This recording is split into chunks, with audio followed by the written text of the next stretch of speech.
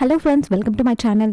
ధాన్యలక్ష్మి అపర్ణ మధ్య పెద్ద గొడవ. అసలు ధాన్యలక్ష్మి అపర్ణ మధ్య గొడవ ఎందుకు వచ్చింది, దీనికి కారణం ఎవరు అనేది మనం ఈ వీడియోలో తెలుసుకుందాం. రాజ్ ఫోన్ రింగ్ అవుతుంది. కావ్య అది చూడబోతుంటే ఇంతలో రాజ్ వచ్చి లాగేసుకుంటాడు. దాంతో మనం బయటపడకూడదు, కూల్ గా ఉండాలి అని కళ్యాణ్ చెప్పిన విషయాన్ని కావ్య గుర్తు చేసుకుంటూ, ఏమైంది ఫోన్ లాగేసుకుని పారిపోతారు అనుకున్నారా అని కావ్య అంటుంది. కొత్త క్లయింట్ అని రాజ్ చెప్తాడు. కొత్త క్లయింటా పాత క్లయింటా? పాత క్లయింట్ అయితే అర్థం చేసుకుంటారు, కాల్ కట్ చేస్తే బిజీగా ఉన్నారని అనుకుంటారు. కానీ కొత్త క్లయింట్ అయితే ఫీల్ అవుతారు కదా అని కావ్య అంటుంది. ఇంకా కొద్దిసేపు రాజ్ కి కొత్త పాత గురించి పెద్ద క్లాస్ ఇస్తుంది. దీంతో రాజ్ ఏంటి నీ గోల అని సీరియస్ అవుతాడు. గోల కాదు, జీవిత సత్యాలు అని కావ్య అంటుంది. మీరు మీ కొత్త క్లయింట్ తో మాట్లాడుకోండి, లేకుంటే ఫీల్ అవుతారు. నేను మధ్యలో వచ్చాను, మధ్యలోనే వెళ్తాను అని కావ్య చెప్పి బయటకు వెళ్తుంది. ఈ లోపు శ్వేత కాల్ చేస్తే లిఫ్ట్ చేసి, ఇవాళ వస్తాను, నీతోనే ఉంటాను అని రాజ్ చెప్తాడు. తర్వాత కళ్యాణ్ గ్రీజర్ రిపేర్ చేసే టెక్నీషియన్ ని ఎన్ని గంటలకు రమ్మంటారు అని అపర్ణని అడుగుతాడు. నేను రాజ్ తో చేయించుకుంటాను అని అపర్ణ అంటుంది. అదేంటి పెద్దమ్మ నన్ను వేరేలా చూస్తున్నారని కళ్యాణ్ అడుగుతాడు. ఇన్ని రోజులు నేను నా బిడ్డలాగే చూశాను, కానీ కాదని నిన్నే అర్థమైంది అని అపర్ణ అంటుంది. ఇంతలోపు ధాన్యలక్ష్మి వచ్చి,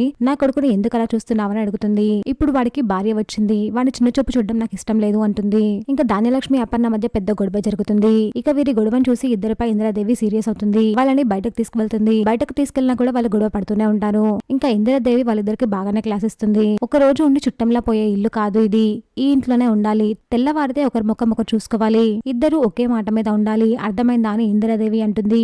దీంతో ఇద్దరు సరే అంటారు. చూసారుగా ఫ్రెండ్స్, ఈ రోజు ఎపిసోడ్ లో ఇదే జరగబోతుంది. ఇలాంటి జెన్యూన్ అండ్ రెగ్యులర్ అప్డేట్స్ కోసం మా ఛానల్ ని సబ్స్క్రైబ్ చేసుకోండి.